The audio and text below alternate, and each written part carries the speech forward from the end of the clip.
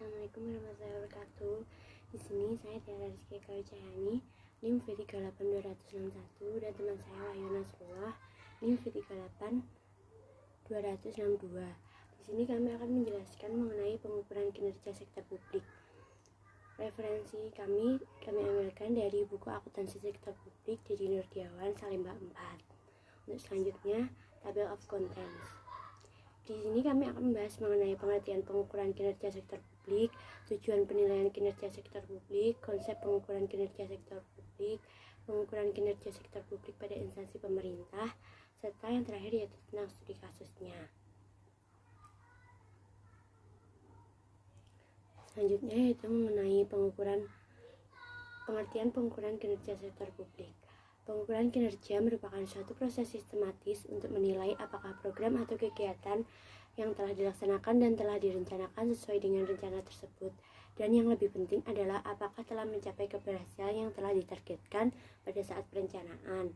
Pengukuran kinerja dimulai dengan proses penetapan indikator kerja yang memberikan informasi sedemikian rupa sehingga memungkinkan unit kerja sektor publik untuk memonitor kinerjanya dalam menghasilkan output dan outcome terhadap masyarakat.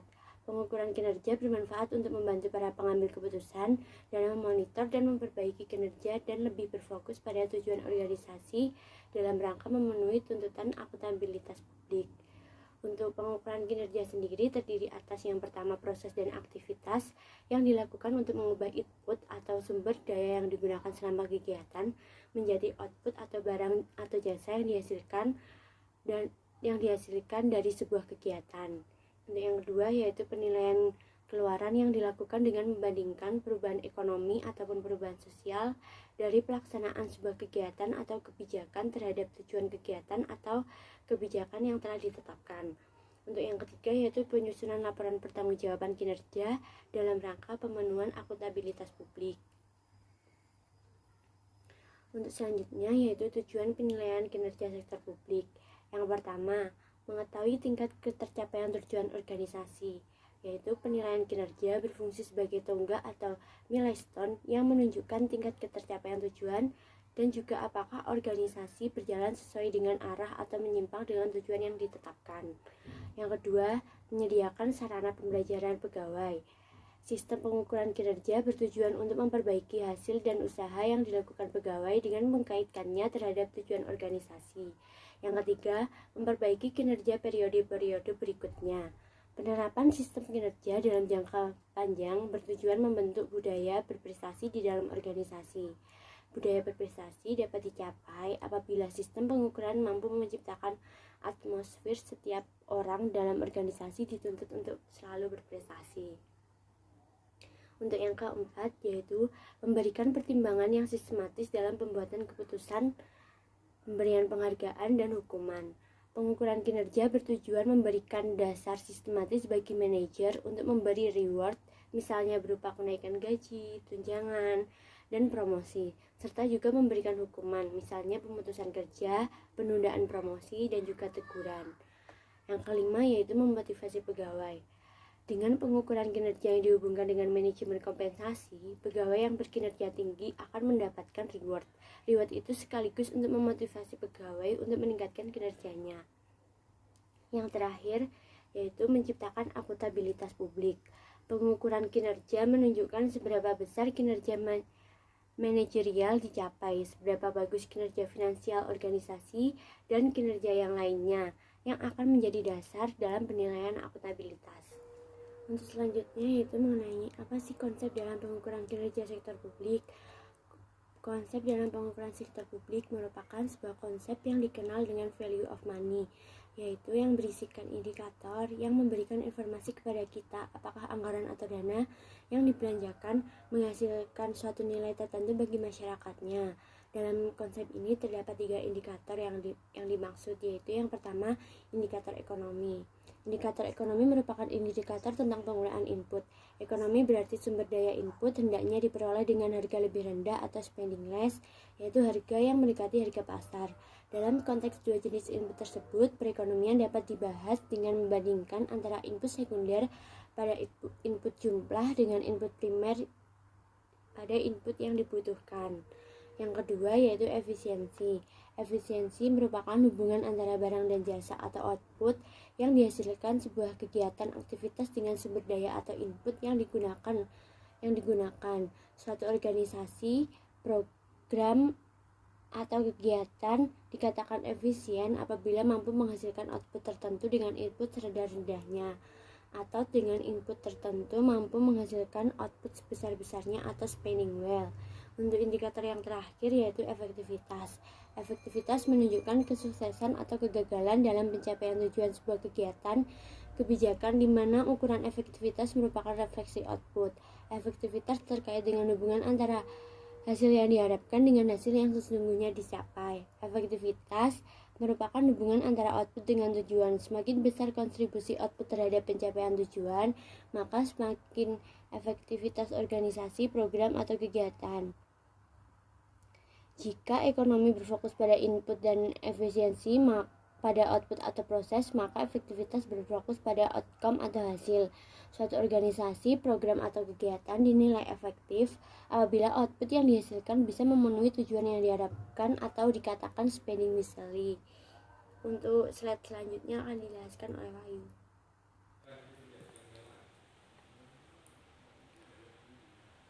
Pengukuran kinerja sektor publik pada instansi pemerintah.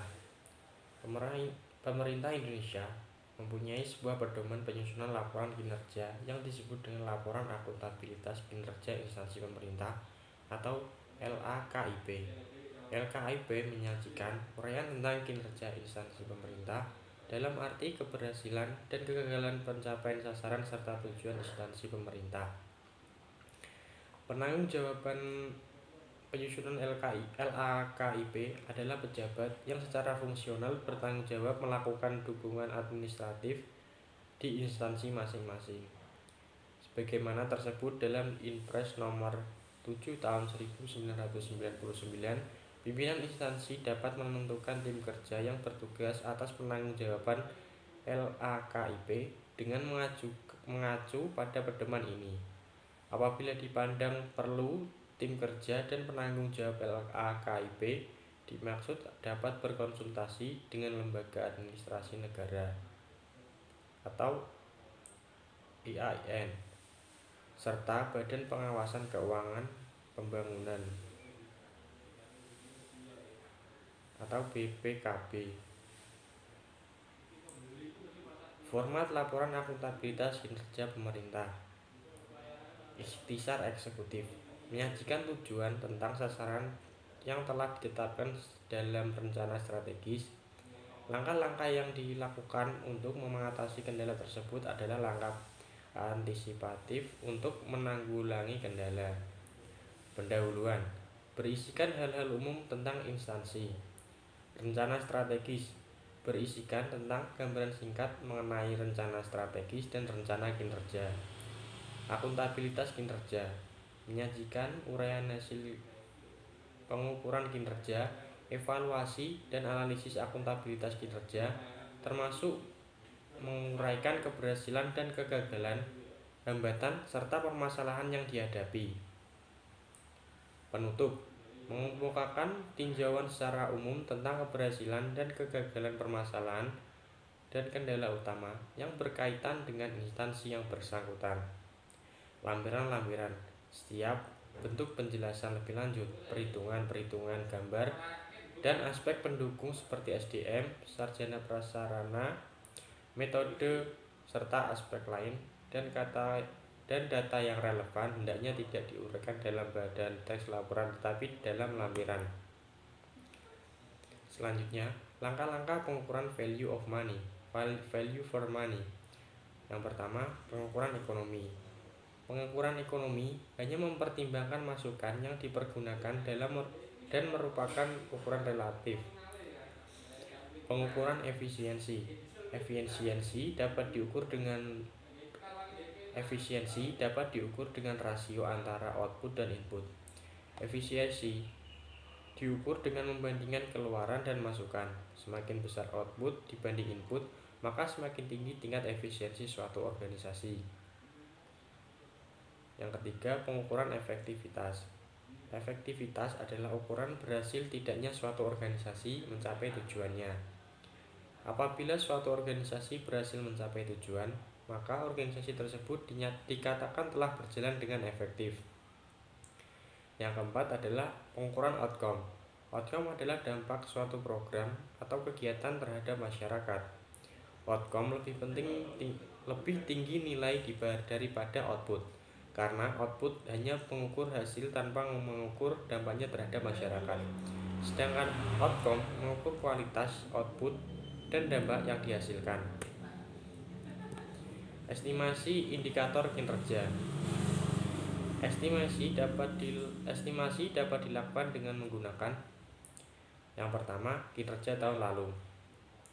Digunakan sebagai dasar untuk mengestimasi indikator kinerja karena merupakan perbandingan bagi unit untuk melihat seberapa besar kinerja yang telah dilakukan.